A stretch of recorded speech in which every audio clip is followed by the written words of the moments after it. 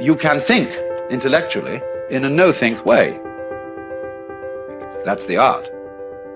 It doesn't mean not to have any thoughts at all.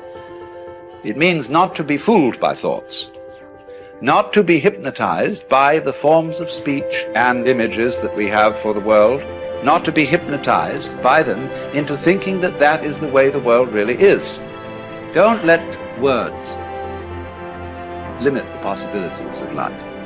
The easiest thing I've done was to get out from under the labels and to live the life that I live. The most difficult thing I've ever done was to believe that I can do it. When you don't know what's impacting you, and it's something that's holding you down and you're not aware of it. You live in a dominant culture that is designed to destroy your sense of self and your belief in yourself, and you have to learn ways in which you can begin to connect with this power that you have within yourself to handle where you are. The key is to be constantly in a perpetual process of discovering the truth of who you are and fighting constantly to look for ways in which you can escape the inner conversation. Now it's the mental game. And that's where people get lost in life, get lost in that next level. You must get your fucking self out of the fucking sewer. No one's coming in the fucking sewer to get you. It's dark, it's nasty, there's rats down there. It's your brain. You are the only person that can pull yourself out. The easiest thing in the world to do is to complain. The easiest thing in the world to do is to be negative. It takes work to have a perspective that see things on the right side of the coin. You gotta fight for that. It takes work to show up every single day, and when things are not playing in our favor, to say, you know what, man, I'm gonna still show up, and I'm gonna give everything I got to it because I value what I'm a part of. It takes work to have the right perspective. Turn off things that can contribute to your fear. Turn a deaf ear to people that all they can do is talk about how negative things are because they have bought into the consciousness of the world. Start attending workshops, seminars, listening to tapes on a daily basis to begin to recondition your mind, to retrain your thinking. Faith comes by hearing and hearing and hearing. Listen to things that can empower you, that can enable you to create a new reality for yourself and a new life for yourself. Develop the interior core where it doesn't matter if people call you crazy. One of the things limiting you from your income, your impact, a world-class life, you care too much about what people think about you. Everyone has an opinion. Why let the opinions of other people deny you from a life that will make history? If you are distressed by anything external, the pain is not due to the thing itself, but to your estimate of it. And this you have the power to revoke at any moment.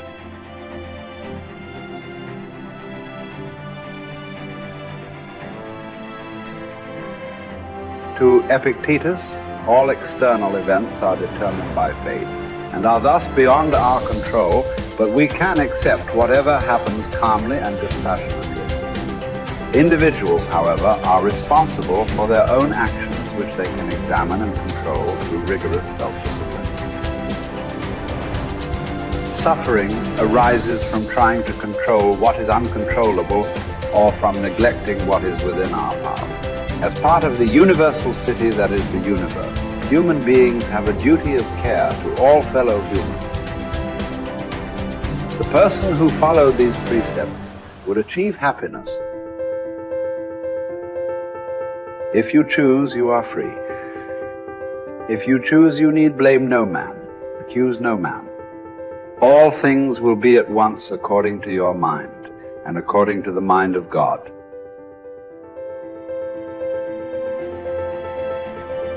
Richard Wright said it best. He said, the impulse to dream has slowly been beaten out of me through the experiences of life. So when you live in a culture that is designed to destroy your sense of self, where you are marginalized, where you have a feeling of being hopeless and powerless, and you're terrorized. I remember going downtown with my mother, and I saw a water fountain. I think I was about 5 years old, and I ran and I drank from the water fountain. All of a sudden, She grabbed me by the neck and said, "Don't you ever do that again," and started punching me in the back of my head and my face, and got me down on the ground, punching me relentlessly. And I said, "Mama, please, it's me, Mama, it's me," with this crazed look in her eyes. And then a white policeman came, and he had a nightstick in his hand. He was hitting it in his left hand. He said, "Okay, all right, you beat that little nigger boy enough. Now, I won't have to beat him with this nightstick." And he walked away laughing. And my mother broke down and started crying and saying, "Leslie, I'm so sorry. I'm so sorry." I said, "Mama, why'd you beat me like that?" She said, "These water fountains are for white only, son. And if that cop had hit me with his nightstick, he would have to kill me. I fought him till he killed me, and I left you and your brothers and sisters by themselves to raise themselves. I'm so sorry." And the book called Learned Optimism, Seligman talk about the fact that between ages 0 and 5, we determine what's available to us and what's not available to us. And so that was a defining moment. I knew there are certain things I could not do, certain places I could not go. They used to have signs on Miami Beach that said, "Jews, dogs, and coloreds not allowed." And so now you have to operate within the constraints of the dominant society and the things that they've created for you. And it's a challenge to see yourself beyond that and to work to get outside of that, even after those laws have changed, because that has become so much a part of you. You unconsciously operate within the parameters of what has been put in place. Like you're driving on the expressway, the 405, and you'll get off on an exit that you weren't going in that direction, but you unconsciously did it because you've done it so many times that many people, because they're not making a conscious, deliberate, determined effort to think outside of what life has thrown at them, they end up doing the same thing over and over and over again. Einstein said that thinking that has brought me this far has created some problems that this thinking can't solve. And so through relationships, through reading, through studies, through goals and dreams beyond your comfort zone, it allows you to begin to live out of your imagination as opposed to out of your history. Disney said, the imagination is a preview of what's to come. And so as a kid, I dreamed a lot about taking care of my mother. I used to go with her to work, to clean homes, and she kept up children, and she cooked for these wealthy families. My mother could bake a sweet potato pie so good you couldn't eat it with your shoes on. You had to take your shoes off so you could wiggle your toes. And I used to look at these big, beautiful mansions and said, "Mama, what is it, Leslie? When I become a man, I'm gonna buy you a big, beautiful home just like this." "Oh, you don't have to do this." I said, "I know, but you didn't have to adopt us either." And you did. And so I'm here with you because of two women. One gave me life, the other one gave me love. God took me out of my biological mother's womb and placed me in the heart of my adopted mother. And because of her example and my love for her and the passion that I felt in my heart, I've got to do something to make her proud. I've got to do something to put myself in position to be able to take care of her. That drove me. Nietzsche said, if you know the why for living, you can endure almost anyhow.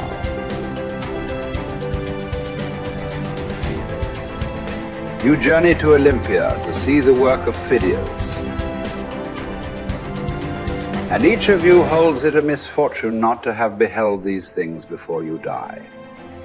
Whereas when there is no need even to take a journey, but you are on the spot with the works before you, have you no care to contemplate and study these?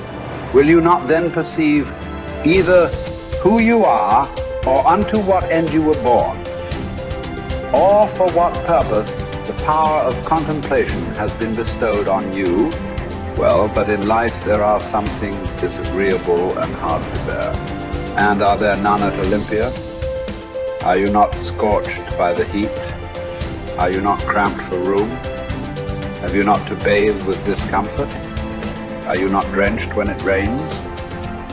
Have you not to endure the clamor and shouting and such annoyances as these? Well, I suppose you set all this over against the splendor of the spectacle and bear it patiently. What then? Have you not received greatness of heart, received courage, received fortitude? What care I, if I am great of heart, for aught that can come to pass?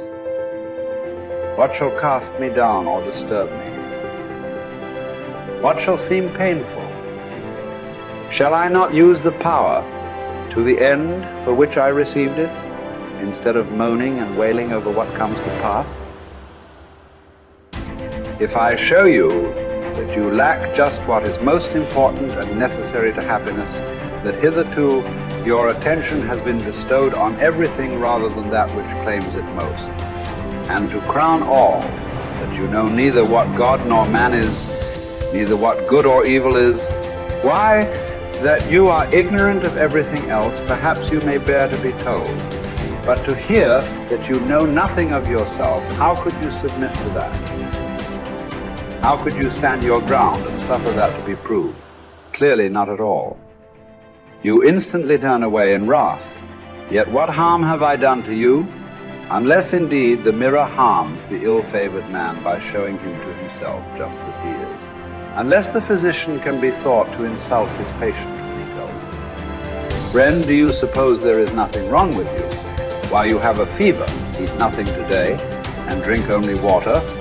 Yet no one says, what an insufferable insult.